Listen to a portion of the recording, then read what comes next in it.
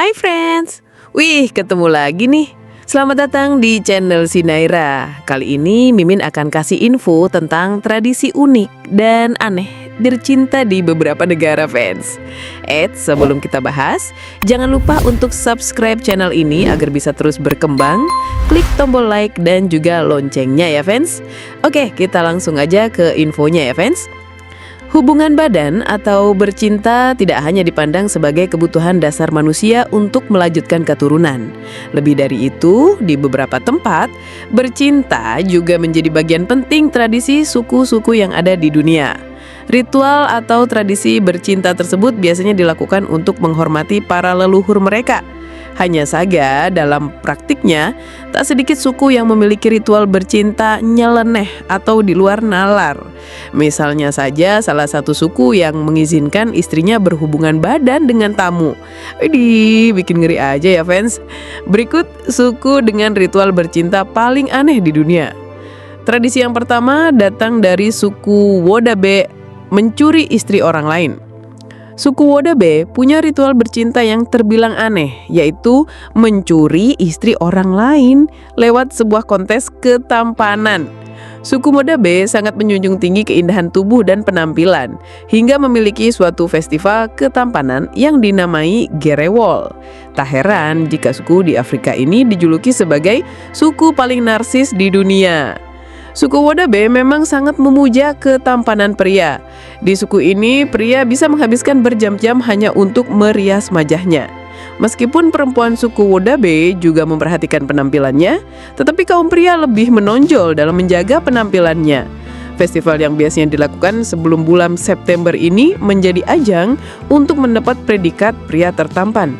Syarat mengikuti kontes ini pun terbilang mudah. Mereka harus pria yang sudah dewasa, baik yang sudah menikah ataupun belum. Nantinya, pemenang dalam festival ini dapat memilih wanita yang ia inginkan sebagai istri. Meskipun wanita tersebut merupakan istri dari orang lain, sang suami dari wanita yang dipilih oleh pemenang tidak akan bisa berbuat apa-apa karena sudah kalah atau tidak ikut dalam pertandingan. Ketika seorang perempuan telah memilih kekasihnya, ia akan memberi isyarat dengan sedikit gerakan tangan. Setelah matahari terbenam, pasangan itu akan menghilang dari keramaian dan menghabiskan malam bersama. Ngumpet baling di fans. Pernikahan dari ajang Gerewol ini sebenarnya bukanlah pernikahan pertama bagi masyarakat suku Wodabe, karena sebenarnya mereka sudah dinikahkan secara tradisi sejak masih kecil. Loh. Duh, kaget Mimin. Mereka biasanya dinikahkan dengan sepupu yang sebaya. Bahkan anak perempuan sudah mulai dinikahkan di usia 7 tahun. Sungguh tradisi yang aneh ya fans. Gimana menurut pendapatmu? Tulis di kolom komentar ya fans.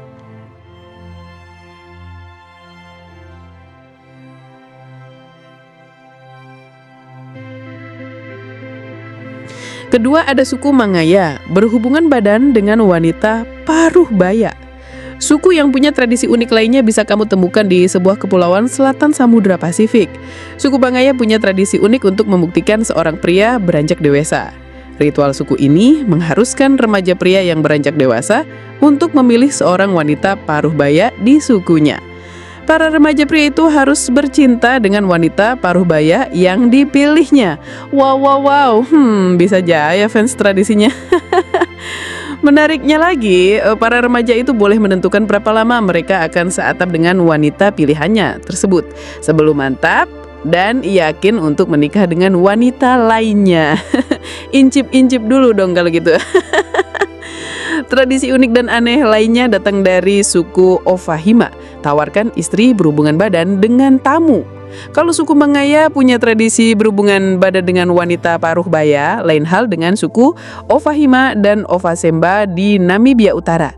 Mereka memiliki tradisi bernama Okuje Pisa Omu Kasendu, yang artinya menawarkan istri kepada tamu. Tradisi tersebut pun sudah ada sejak berabad-abad silam. Kok bisa ya fans? Mimin gak bisa mikir nih fans. Dalam tradisi tersebut, seorang suami harus mengizinkan istrinya berhubungan intim dengan tamu laki-laki manapun yang memilih menginap di rumah mereka. Sementara saat istri ditawarkan ke tamu untuk hubungan seksual, suaminya harus bermalam di kamar yang berbeda. Jika tidak ada kamar yang tersedia, dia harus mengharapkan untuk tidur di luar. Waduh, aneh juga ya fans. Walau begitu, banyak orang Namibia dan Afrika lainnya telah menghindari budaya ini dan menggambarkannya sebagai pemerkosaan karena memaksa seorang perempuan tidur dengan orang asing. Nah kan? Oke fans, segitu dulu info dari Mimin. Hormati tradisi dan budaya orang lain, bisa jadi tradisi kita juga bikin geling-geling kepala negara lain. Jika kamu suka video ini, like dan komen ya fans. Jangan lupa untuk subscribe channel ini agar kamu gak ketinggalan video-video terbaru dari Mimin. Oke fans, sampai jumpa di video Mimin selanjutnya.